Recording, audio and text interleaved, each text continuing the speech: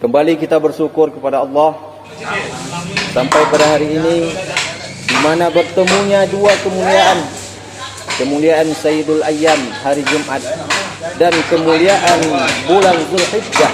Kita akan merayakan salah satu hari besar Islam, yakni Hari Raya Idul Adha, atau juga sering kita sebut dengan Hari Raya Kurban. Karena pada hari itu ada satu amal, ada satu ibadah khusus yang Allah perintahkan, yang Allah syariatkan bagi kita, yakni ibadah kurban. Ada banyak sekali hikmah dan keutamaan dari ibadah kurban ini. Ibadah kurban merupakan bukti syukur kepada Allah Subhanahu wa taala. Dalam surat yang paling pendek dalam Al-Qur'an, Allah menyebutkan, "Inna a'tainakal kautsar." Sungguh kami telah memberikan kepadamu nikmat yang sangat banyak. Berapa banyaknya? Wa in ta'uddu ni'matallah la tuhsuha. Jika kamu ingin menghitung banyaknya nikmat itu, maka pasti kamu tidak akan pernah sanggup menghitungnya. Dan dalam ayat yang lain, wa ma bikum min ni'mati fa minallah. Kenikmatan apa saja yang kamu rasakan itu semuanya datang dari Allah. Lalu bagaimana cara kita mensyukuri semua nikmat Allah itu? Maka lanjutan dari ayat yang pertama tadi, "Inna a'tainakal kautsar fasholli li rabbika wanhar." Maka dirikanlah salat karena Tuhanmu dan berkurbanlah. Belum cukup hanya dengan sekedar salat fardu, tapi Allah juga perintahkan kita untuk melaksanakan kurban sebagai tanda ungkapan syukur kepadanya atas segala nikmat yang telah diberikannya, terutama atas nikmat harta yang telah Allah cukupkan dan Allah lebihkan. Ibadah kurban mempunyai keutamaan dan balasan pahala yang sangat besar dari Allah Subhanahu wa taala. Berapa besarnya pahala kurban? Dalam hadis riwayat Ibnu Majah, Nabi bersabda, "Bikulli sya'aratin hasanah." Pada setiap bulu hewan kurban itu terdapat satu kebaikan atau satu pahala.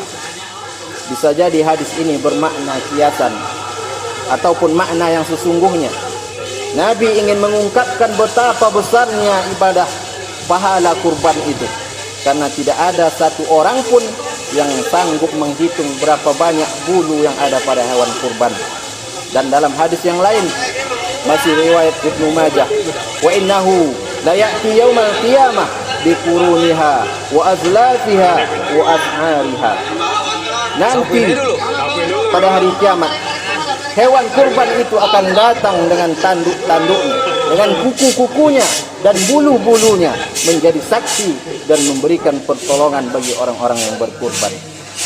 Dan ketika hewan kurban itu disembelih, sebelum darahnya menetes ke tanah, maka ridho Allah sudah terlebih dahulu sampai untuk orang-orang yang berkurban.